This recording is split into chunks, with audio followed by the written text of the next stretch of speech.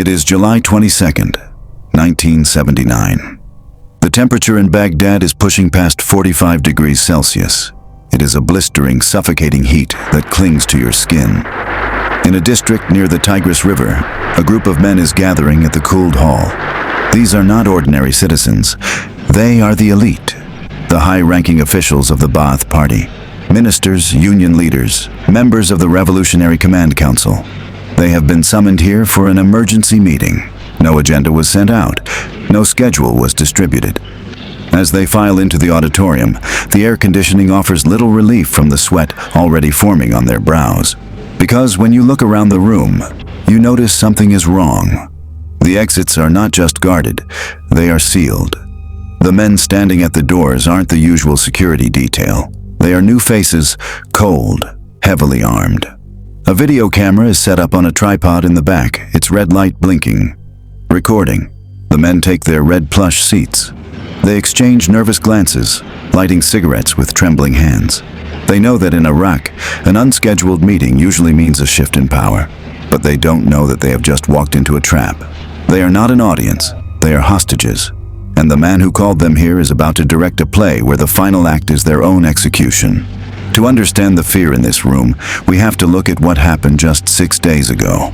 For years, Iraq was ruled by President Ahmed Hassan al-Bakr. He was an older man, a military figure, respectable but fading.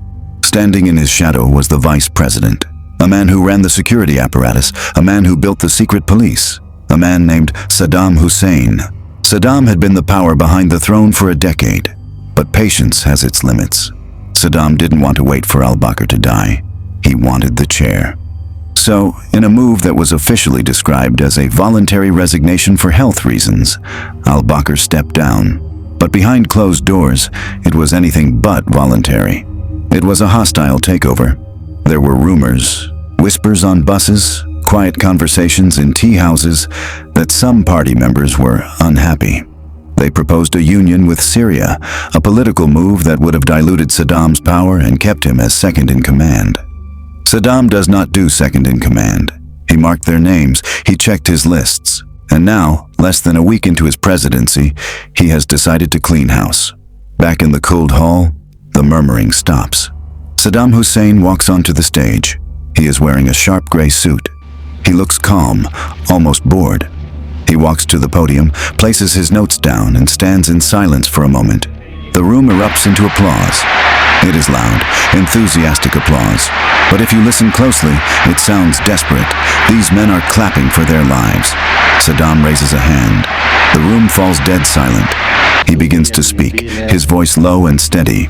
He talks about a painful discovery. He talks about a conspiracy. He says that there are traitors sitting in this very room. He says, "We used to think we had more time to deal with them, but the conspiracy is here. It is among you." He pauses.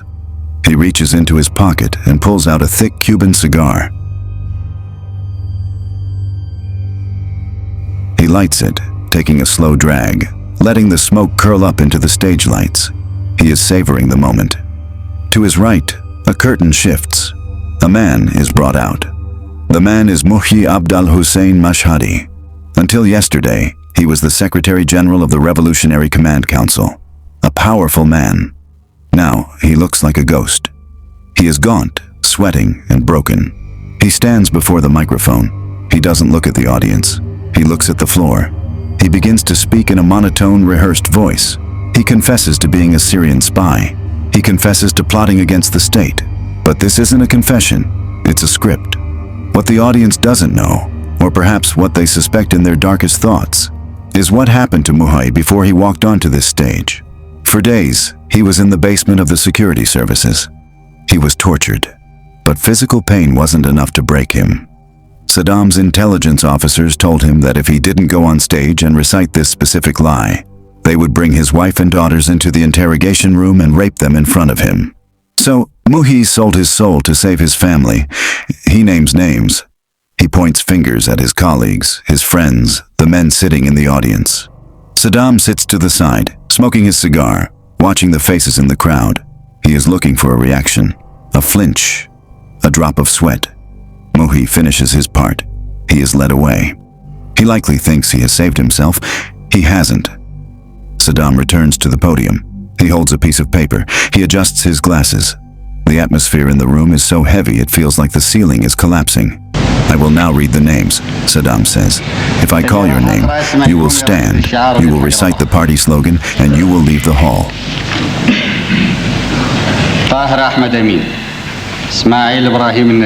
He begins. Mohammed Ayesh. A man in the middle row stands up. His legs are shaking. He shouts, "Long live the party," and is escorted out by the armed guards. Adnan Hussein. Another man stands. He looks confused, looking around for someone to tell him this is a joke. It isn't. He is grabbed by the shoulder and dragged out. Ghanim Abdel Jalil. One by one, the leadership of Iraq is dismantled. At one point, a man whose name is called stands up. He is in shock. He shouts, "Saddam, I haven't done anything. I am loyal."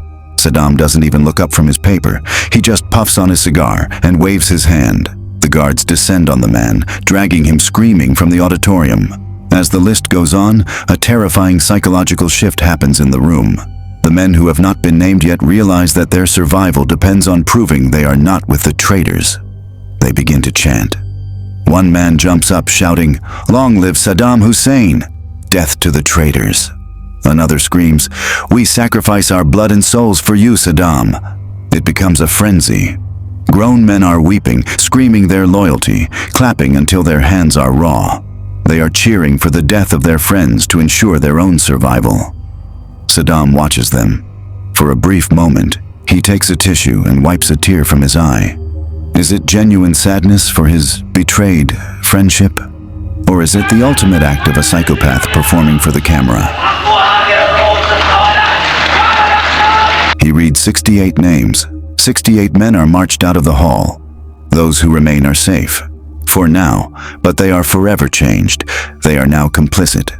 The meeting ends. Saddam closes his file. He looks at the survivors, the men who just cheered for the purge, and tells them, "There is no other way between us and them, but the sword." The 68 men who were dragged out were not taken to a jail cell to await a lawyer. They were taken to a nearby military facility. In a final twist of brutality, Saddam does not use a regular firing squad. He orders the surviving party members, the ones who stayed in the hall, to be the executioners. He hands them the rifles. He forces them to pull the trigger on their colleagues.